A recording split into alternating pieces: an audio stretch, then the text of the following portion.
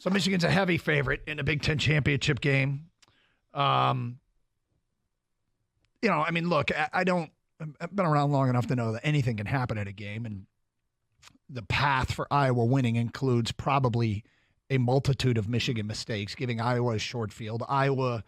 Cooper DeJean was a real threat in the return game. He got hurt last couple of weeks. Caden Weegen's been doing it, and he looks like he's decent as a punt returner, but it almost feels like without massive amounts of turnovers, and Iowa, as good as their defense is, they're -1 in turnover margin.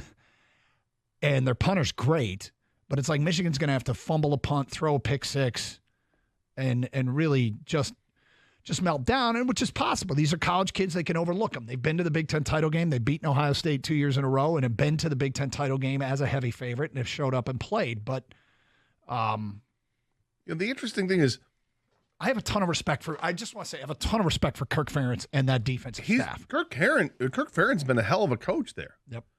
I mean, they don't have cream of the crop when it comes to players and recruiting. They don't do very well on that front, at least in terms of the star power and all that. But what they do very well is they develop the players. Mm-hmm. They've turned themselves into a tight end factory and an offensive line factory. They've done a great job with that. And then occasionally you'll see players go through like, wow, that guy's really good, who's might be a defensive end or wide receiver or whatever. They have players that come through there that you just don't expect. But it's interesting to look at him statistically. Cade McNamara didn't exactly get off to a great start with Iowa. No. He was completing 51% of his passes and had 4 touchdowns and 3 picks. Deacon Hill is completing only 48% of his passes, but it's not that far off. 5 touchdowns and 6 interceptions. It's not good either way you slice it because the offense is absolutely pathetic. They're averaging 3.5 yards a carry. They have no passing offense. It's all about the tight ends. Everything that they get is based off of their defense holding the line after their offense has punted the ball inside the 20. So to get any kind of field position, and then, I don't know what is their field goal kicker good, Doug? Well, he was a Lou Groza semifinalist. 18-26 on the year. But he missed 2 against Nebraska that got blocked. He kicked them low, and they replaced him by the transfer from Central Michigan who hadn't tried to kick all year, and he made the game winner. Marshall Meter. So that was a weird thing. They're hard to figure out. If you watch them play, they get you into a wrestling match. And if you look at them statistically, you think what they've done this year is virtually impossible. But 248-539-9797. Craig, you're on 97.1 The Ticket. Hi, Craig. Good day. Heading down to Indy right now. Okay, cool. Getting a head start. Cool. So some interesting things about Iowa, right? So they want to, slow the game down, limit possessions, don't commit turnovers, don't commit penalties, and win the punting field position game, right? So Let's look at some of their stats.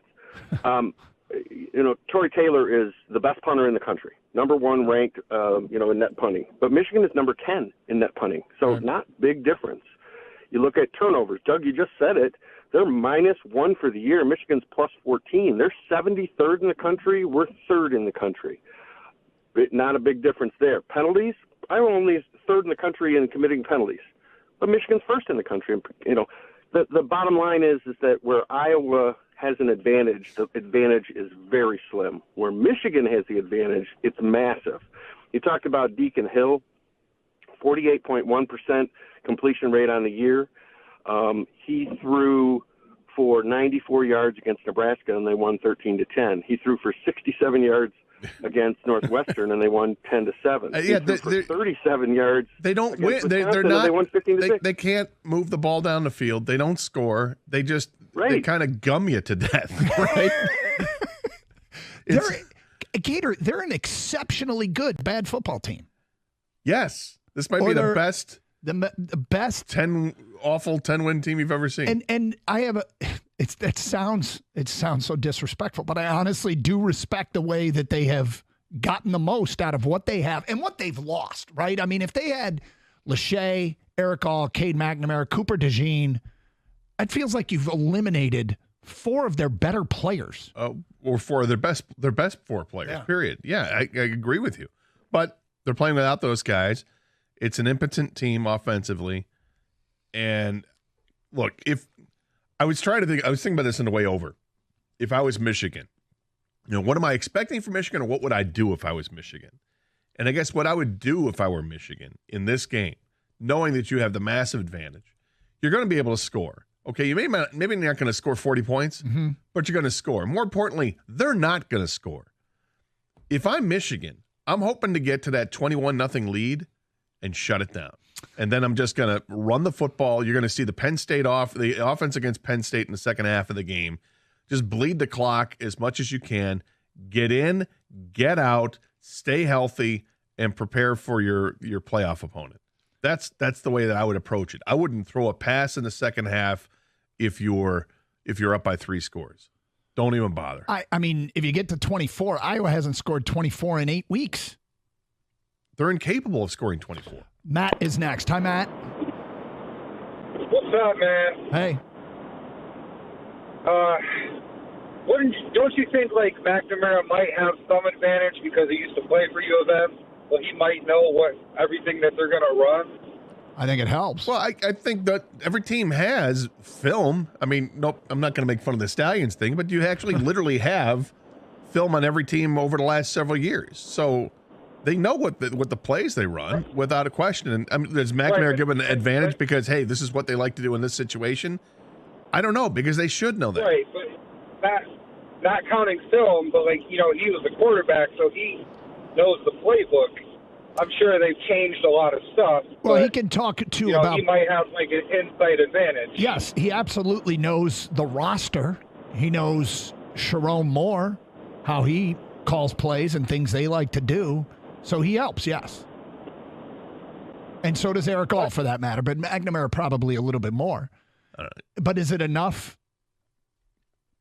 Coach Cade McNamara could help Iowa. I don't see how he can. I thought about this for a while. Like, is there some sort of advantage with him and Eric All being there, and they used to play at Michigan? And I don't see it, because they do know the plays. I already have a play. You can amass a playbook based on what you've seen. The advantage Michigan has is they've actually had to go with a different head coach for 6 games. Yeah, and certainly, they've evolved the offense. They're doing more with JJ than they were a year ago on the run, but